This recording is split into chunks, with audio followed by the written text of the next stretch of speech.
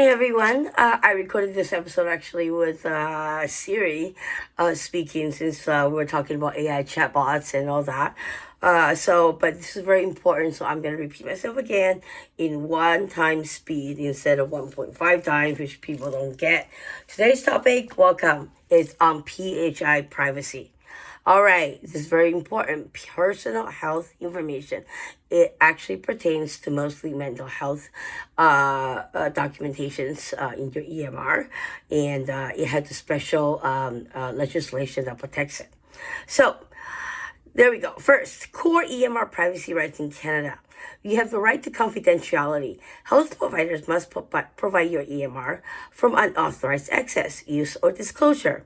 Only person involved in your care or legally authorized in your care can access it. Right to access your EMR. Also, you can request a copy of medical records anytime. Provider must respond within a reasonable time, often 30 days. But often, if you go to the hospital, or whatever, like they give it to you right away.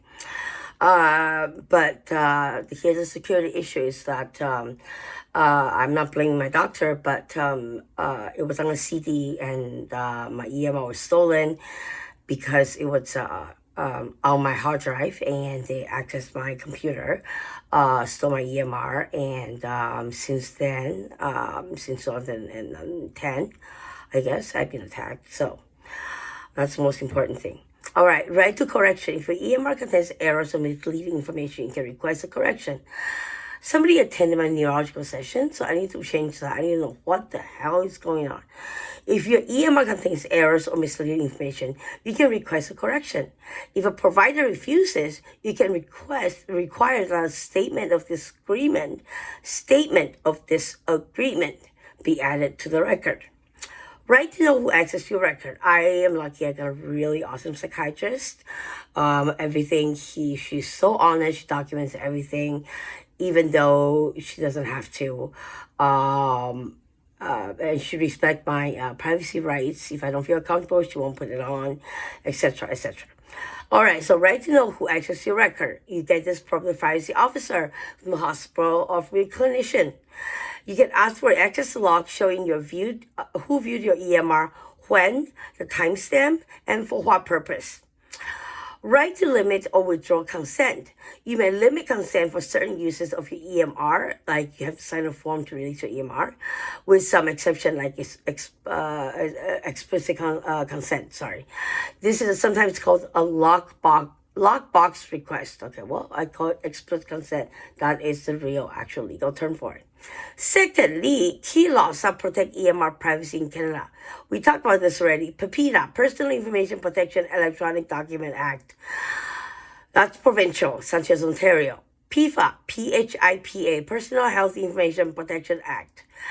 Governs the hospital, doctors, clinic, pharmacies, labs. With strong rules on access, correction, disclosure, and auditing.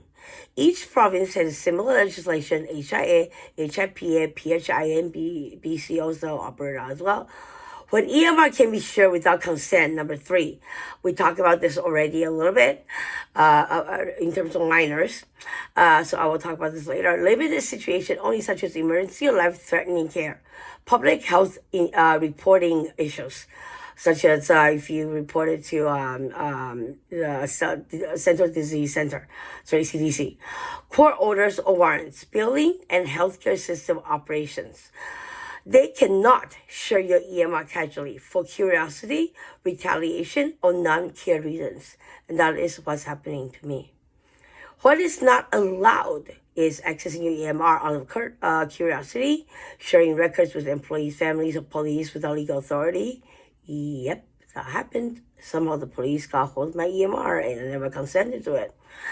Altering records without documentation. Yep.